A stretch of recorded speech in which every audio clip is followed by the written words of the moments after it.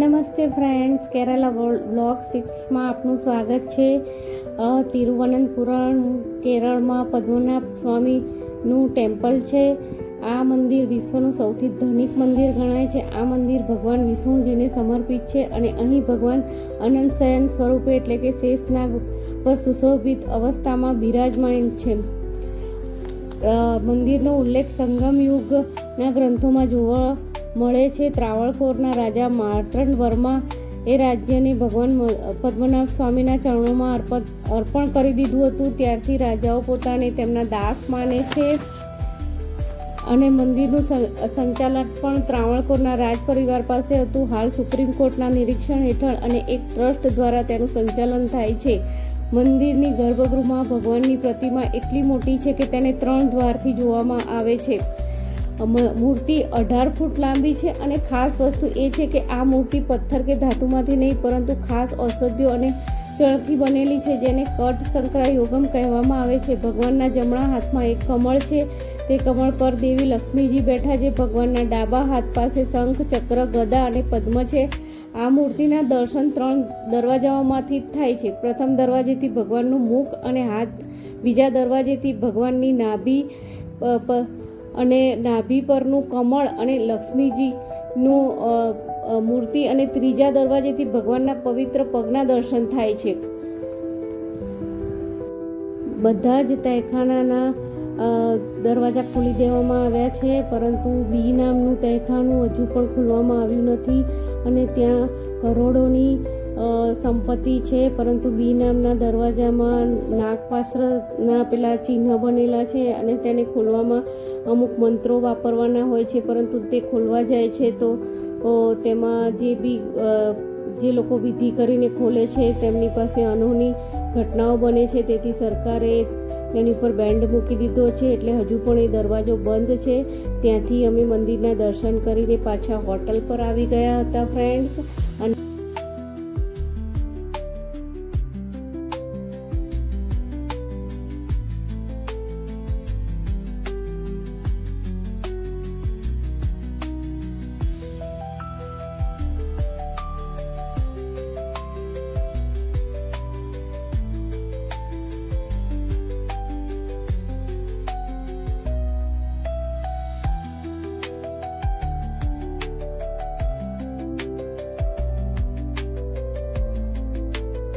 ત્યાં swimming પુલમાં princess ચાર્મીના પપ્પા અને પ્રિન્સેસ ચાર્મીએ ખૂબ જ એન્જોય કર્યું હતું અને હું સાડીઓની શોપિંગ કરવા ગઈ હતી અને ખૂબ જ મજા આવી ગઈ હતી. હોટલ પણ એટલી સરસ હતી. હોટલનું નામ ડાયમોરા હતું ફ્રેન્ડ્સ, અને ખૂબ જ મજા અમને આવી ગઈ હતી આ હોટલમાં.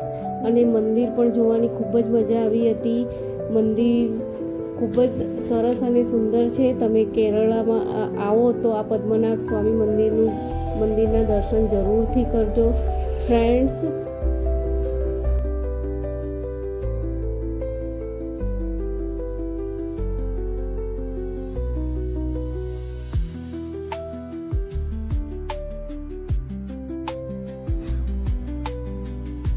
ત્યાંથી અમે પછી સવારે તિરુવનંતપુરમથી એલપ્પીના બેકવોટર્સ જોવા માટે નીકળી પડ્યા હતા.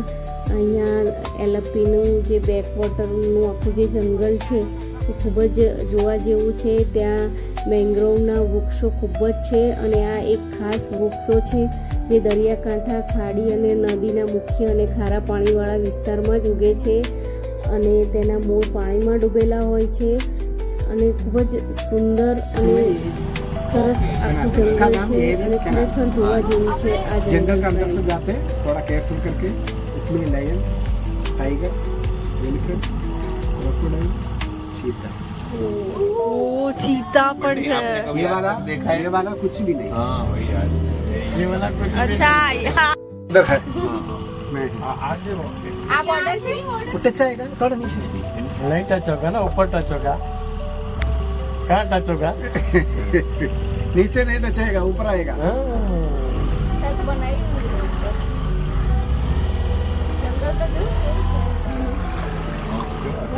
खुली जगह, फुल्ली नेचुरल है सर. बाद में ये मछली भी है. ये वाला ये मैंग्रो का है हाँ, वो ये मैंग्रो मैंग्रो है, वो आगे जाती है આવું બધું મુંબઈમાં બહુ બધું છે ये प्रोटेक्ट करेगा હા, એ પૂરી તો જય શ્રી soil જય શ્રી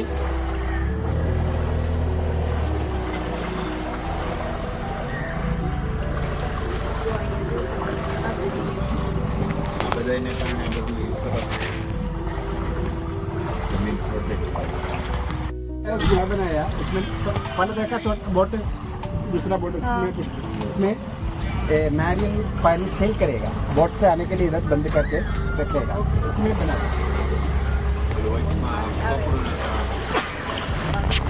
इसके अंदर सांप वगैरह तो होगा ना? हाँ भैया तो एनाकोंडा कैसे मग टाइटैनिक मूवी देखा सर इसका एक शिप पानी के अंदर गया ना हाँ ये सिर्फ भी पानी के अंदर गए ये टाइटेनिक अच्छे हम गए थे नहीं, वो हमें बताया था कि सिनेरी टाइटेनिक यही मिलेगा हाँ वो बोला था वो एक्चुअली डायरेक्ट ये भाई नहीं किया हुआ डायरेक्टर है ये कामरून हाँ स्टीवन स्पीलबर्ग स्टीवन स्पीलबर्ग हाँ आई एम स्टीवन स्पीलबर्ग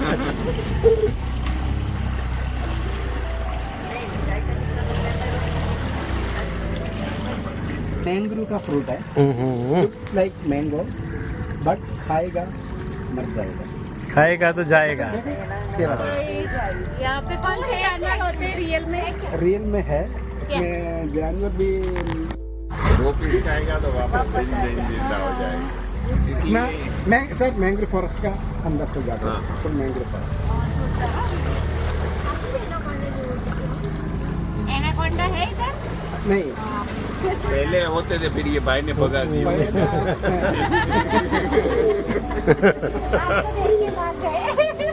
छोटा छोटा स्नैक है कभी कभी साइड भी जाएगा वाटर स्नैक जाती है भी खुश है आफ्टर 2-3 मंथ ताकि इसमें पक्षी बोट के अंदर आवा वो बोलेगा बोट के अंदर आएगा बुलाइए बुलाइए बोलो ये मैडम बोलो पक्षी बोट के अंदर आवा આ તો જાય છે क्यों नहीं आया आप मलयालम में बोलो वो मलयालम हिंदी मालूम नहीं है पक्षी का मलयालम है। हिंदी मालूम नहीं ना मलयालम में बोलो पक्षी वरु वरु वरु वरु आओ आओ का मलयालम में मुन्नार चेकड़ी आले की गए सर ओके क्या है मुन्नार में ठंडा है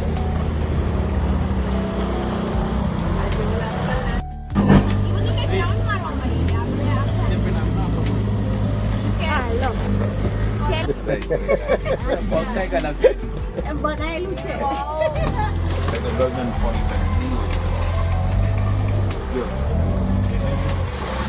ये पाइनएप्पल देखा pineapple water pineapple water pineapple ऊपर देखो ऊपर ऊपर आरिया पाइनएप्पल ये वाला ये वाटर पाइनएप्पल देखो ऊपर देखा આ વોટર પાઇનએપલ બોલે એને इनसाइड येलो कलर है ये इसका अंदर डार्क पिंक है डबल टेस्टी खाने के लिए खा सकते हैं इसको डबल टेस्टी कहते मार्केट में नहीं मिलेगा इसमें 4-5 पीस इसमें मिलेगा तोड़વું છે हम कभी करेगा वो लड़का वो लड़की इसका क्या कागड़ा बोलते हैं क्या बोलते हैं ये पक्षी कागड़ा है नहीं कागड़ा नहीं कल दोनों लपड़ा हो गया दोनों दूर दूर बैठा है वाला एक કેવું કરે वो हस्बैंड है वो हस्बैंड है ये वाइफ है હા ફ્લેક્સિબિલિટી તો જો જબરદસ્ત હો.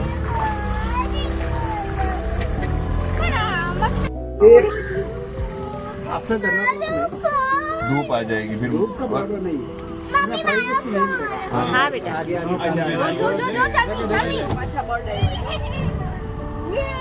કોણ જોજો રેડી તમારો पक्षी વેરુ वेरू વેરુ વેરુ વેરુ વેરુ એ મમ્મી જોયો કેવું क्यों नहीं है? મસ્ત ઉડે છે मलयालम में बोला ચાર ગ્રુપ ઓફ મેંગો એક ટાઈપ ઓફ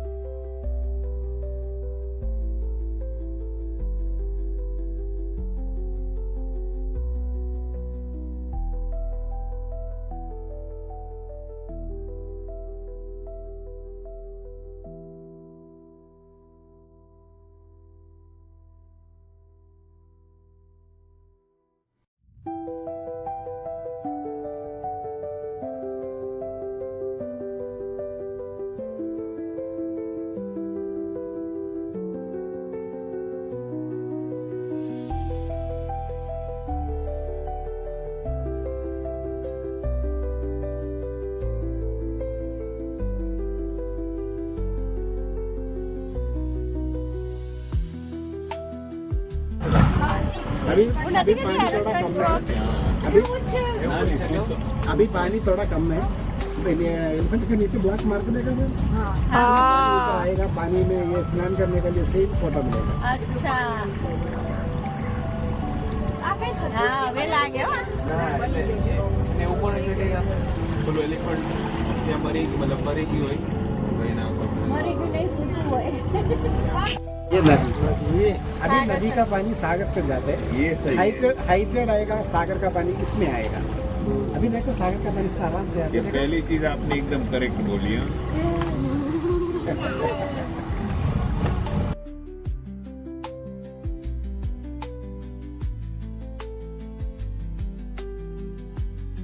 એલેપીનું બેકવોટર જોઈને ત્યાંનું જંગલ, મેંગ્રોવના જંગલો જોઈને પછી અમે કન્યાકુમારી માટે રવાના થઈ ગયા હતા ફ્રેન્ડ્સ. કન્યાકુમારીનું સૌથી મોટું આકર્ષણ છે સૂર્યોદય અને સૂર્યાસ્ત. અને કન્યાકુમારી એ તમિલનાડુ રાજ્યના દક્ષિણ તટ પર આવેલું છે અને અહીંથી 3 સમુદ્ર, અરબી સમુદ્ર, બંગાળની ખાડી અને હિન્દ મહાસાગર મળે છે. એ કારણે આ સ્થળને ત્રિવેણી સંગમ પણ કહેવામાં આવે છે. અહીં આવેલું છે પ્રસિદ્ધ વિવેકાનંદ રોક સ્મારક, જ્યાં સ્વામી વિવેકાનંદ ધ્યાન સાધના કરી હતી. અને આ સ્મારક સમુદ્ર વચ્ચે એક ટાપુ પર બનાવવામાં આવ્યું છે ફ્રેન્ડ્સ. તેના જ બાજુમાં છે વિશાળ તિરુવલ્લુવર પ્રતિમા, જે 133 ફૂટ ઊંચી છે અને પ્રસિદ્ધ તમિલ કવિ તિરુવલ્લુવરનું સ્મારક છે. અને ખૂબ જ સુંદર આ સ્થળ છે. ખરેખર લાઈફમાં એકવાર તો આ જગ્યાએ જરૂરથી જવું જ જોઈએ ફ્રેન્ડ્સ. અને એટલી સુંદર અને સરસ જગ્યા છે. અહીંયાથી 3 સમુદ્ર તમને અલગ પડતા સ્પષ્ટ દેખી શકો છો કે તેમાં એક બ્લુ કલરનો જોવા મળે છે સમુદ્ર, અને એક ગ્રીન કલરનો, અને એક સહેજ ગ્રીનિશ વ્હાઇટ કલરનો. ત્રણેયનો સંગમ તમને સ્પષ્ટ દેખાશે. અને ત્યાં અંદર મંદિર પણ એટલું સુંદર અને સરસ બનાવવામાં આવ્યું હતું. અહીંયા પ્રિન્સેસ ચાર્મીનો તમને અલગ જ અંદાજ જોવા મળે છે ફ્રેન્ડ્સ, કારણ કે અહીંયા ડુ નોટ ટચનું બોર્ડ હતું, છતાં પણ એણે પિક્સ લીધા હતા. એટલે ખૂબ જ મજા આવી ગઈ અમને, ખૂબ જ એન્જોય અમે આ જગ્યાએ કર્યું. અને હું ફરીથી અજય મોદી ટ્રાવેલ્સનું થેન્ક્સ કહીશ. અહીંયા ચાર્મી શીખી રહી હતી, એટલે એણે થોડા સ્ટેપ અહીંયા ભરતનાટ્યમના કર્યા હતા. એ ખૂબ જ એન્જોય અમે બધાએ કર્યું અને ખૂબ જ મજા આવી ગઈ હતી ફ્રેન્ડ્સ. તમે જોઈ શકો છો બધા પિક્સ અને વિડીયોમાં. અને અજય મોદીનું જે મેનેજમેન્ટ હતું, તેમાં મેનેજર આસિફભાઈ હતા. અને ખૂબ જ સરસ અમને આ ટૂર કરાવી, તે બદલ અમે તેમને થેન્ક યુ જરૂરથી કહીશું. અને ત્યાંથી કન્યાકુમારીથી અમે લોકો પછી પાછા તિરુવનંતપુરમ આવી ગયા હતા. અને ત્યાં કોટાયમમાં પછી ત્યાં બીચ પર અમે થોડી મજા માણી હતી. આ કોવાલમ બીચ કહેવાય છે. અને ત્યાં પણ અમે ખૂબ જ મસ્તી અને એન્જોય કર્યું હતું ફ્રેન્ડ્સ. બધાને ખૂબ જ મજા આવી ગઈ. અહીંયા હું મારા કેરાલા બ્લોગનો અંત કરું છું, કારણ કે વિડીયોઝ તો બહુ જ બધા છે. બીજા 5 બ્લોગ નવા બની શકે એટલા બધા વિડીયોઝ છે, પણ એટલું બધું દર્શાવી નથી શકતા. એટલા માટે હવે આ કેરાલા બ્લોગનો અહીંયા અંત થાય છે. તમને વિડીયોઝ ગમ્યા હોય તો સબસ્ક્રાઈબ, લાઈક, શેર જરૂરથી કરજો. અને જોતા રહેજો મારા વિડીયોઝ. એટલી જ આશા રાખું છું. ત્યાંથી પછી કોટાયમથી અમે સવારે પ્લેનમાં 9:30ની અમારી ફ્લાઇટ હતી. ત્યાંથી અમે મદ્રાસ ગયા, ચેન્નઈ. અને ચેન્નઈ ઉતર્યા પછી અમદાવાદની ફ્લાઇટ અમારી છેક સાંજે 6:30ની હતી. એટલે પછી અમે ચેન્નઈ 12 વાગે ઉતરી ગયા હતા. અને ત્યાંથી ચેન્નઈથી અમે મરીન બીચ અને ત્યાંનું ચર્ચ ને બધા 4-5 પ્લેસીસ છે એ બધા અમે કવર કર્યા હતા. અને ચેન્નઈ પણ અમે થોડું ઘણું જોઈ નાખ્યું હતું ને ખૂબ જ મજા આવી ગઈ હતી. આ એશિયાનો સૌથી લાંબામાં લાંબો બીચ કહેવામાં આવે છે. અને અહીંયા પણ અમને ખૂબ જ મજા આવી હતી અને ખૂબ જ એન્જોય અમે લોકોએ કર્યું હતું. આ ટૂર અમારી એક યાદગાર ટૂર રહી હતી ફ્રેન્ડ. દિવસ ક્યાં પસાર થઈ ગયા અમને ખબર જ ન પડી. અને હવે અમારે અમદાવાદ પાછું જવાનું હતું અને ત્યાંથી ગાંધીનગર. અમે લોકો પ્રોપર ગાંધીનગરના છીએ એટલે અમે અમદાવાદથી પછી ત્યાંથી ગાંધીનગર જવા રવાના થયા હતા. વિડીયો તમને ગમ્યો હોય તો સબસ્ક્રાઈબ, લાઈક, શેર જરૂર કરજો અને કમેન્ટ જરૂરથી કરજો ફ્રેન્ડ્સ, જેથી ખબર પડે કે વિડીયો કેવો બન્યો છે અને તમને લોકોને કેવો લાગ્યો આ વિડીયો.